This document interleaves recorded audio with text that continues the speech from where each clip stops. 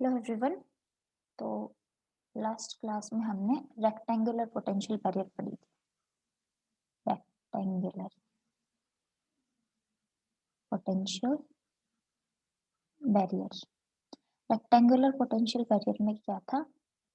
Potential barrier rectangular shape की थी, जहाँ पे potential was not equals to zero from x equals to zero to x equals to a. Potential was something v0 and elsewhere potential was zero. ऐसी थी rectangular potential barrier. और हमने दो cases पढ़े थे, E less than V0 and E greater than V0 के।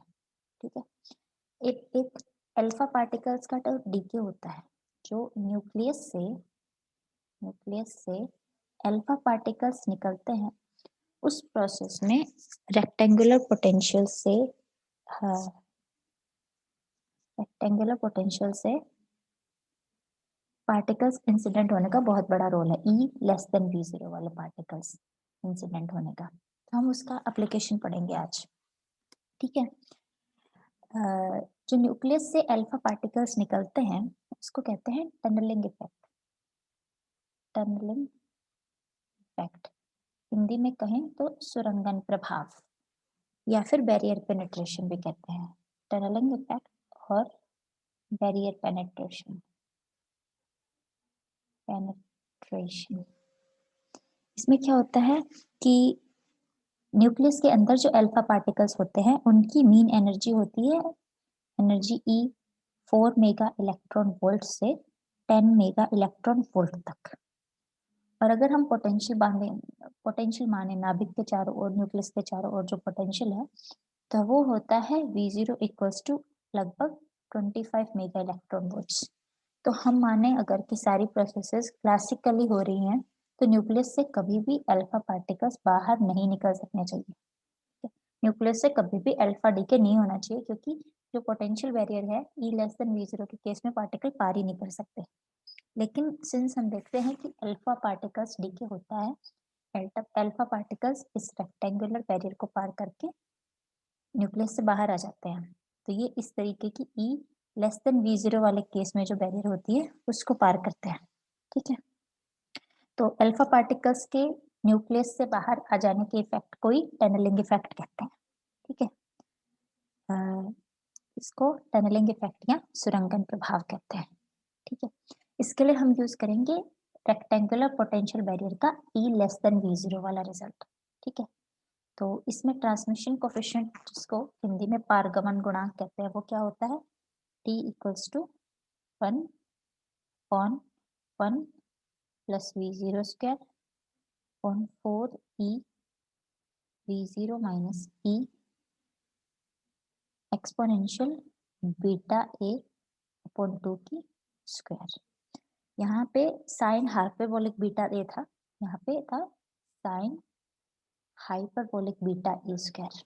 ठीक है, पर since sine hyperbolic beta A होता है exponential beta A minus exponential minus beta A upon 2, और exponential beta A is greater than zero है, तो इस लिमिट में एक्सपोनेंशियल माइनस बीटा ए को हमने जीरो मान लिया।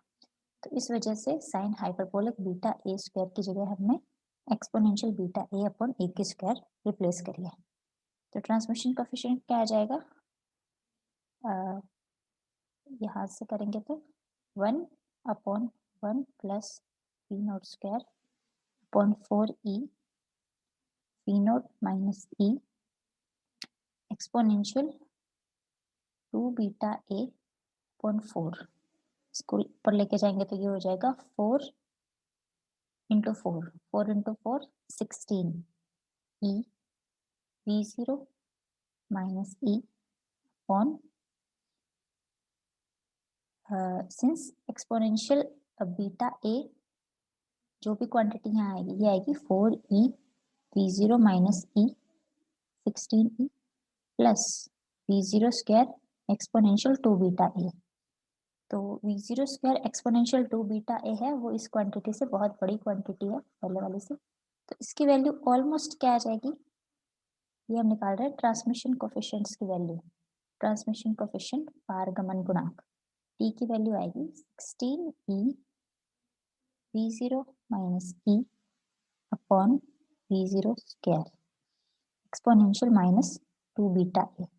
यहाँ पे हमने इस वाले टर्म को नेग्लेक्ट किया है क्योंकि ये इसके कंपैरिजन में एकदम नेग्लिजिबल है। तो ट्रांसमिशन कोएफिशिएंट हुआ proportional to exponential minus 2 beta a, जहाँ पे बीटा की वैल्यू थी 2m upon h cut square e minus V0। तो ट्रांसमिशन कोएफिशिएंट क्या हो जाएगा, proportional to exponential minus 2m और h cut square, beta square की वैल्यू थी है तो 2m upon h cut square e minus V0 की पावर हाफ ए। ठीक है, अल्फा पार्टिकल्स के लिए पोटेंशियल, जिस वाले पोटेंशियल से उनकी स्कैटरिंग होती है, से वो पोटेंशियल अगर उस पोटेंशियल की फॉर्म होती है, अल्फा पार्टिकल्स जिस पोटेंशियल से, अगर यहाँ पे हम उसकी फॉर्म लिखें, ऑलमोस्ट स्क्वायर वेल पोटेंशियल माना जा सकता है उसको लिमिटेशंस में, लेकिन उसकी फॉर्म होती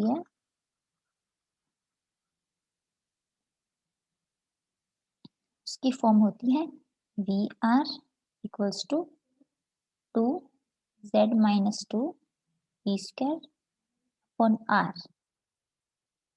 ठीक है, ठीक है, तो इसका अगर वी आर का आर के साथ ग्राफ खींचे, यहाँ पे वी आर और ये आर, इसका ग्राफ आता है ये वी आर का आर के साथ ग्राफ। ये अल्फा पार्टिकल्स की एनर्जी है, एनर्जी ई। ठीक है, एनर्जी ई अल्फा पार्टिकल्स की कांस्टेंट होती है। लेट्स से अगर हम सपोज करें ये वाली वैल्यू आर की R0 तक अल्फा पार्टिकल्स डीके हो सकते हैं। ठीक है, ठीक है, तो इनका ट्रांसमिशन कोएफिशिएंट क्या आ जाएगा, अगर यहाँ से हम किसी कांस्टेंट के साथ, लेट्स से इसे एक कांस्टेंट मानते हैं, समथिंग ए, तो ट्रांसमिशन कोएफिशिएंट आएगा a exponential minus 2 integration R0 to R1, जहाँ पे पार्टिकल R0 से R1 तक इसका पोटेंशियल है वो जो अल्फा पार्टिकल्स की एनर्जी से ज्यादा है। तो R0 to R1 2m upon h cut square, V0 की वैल्यू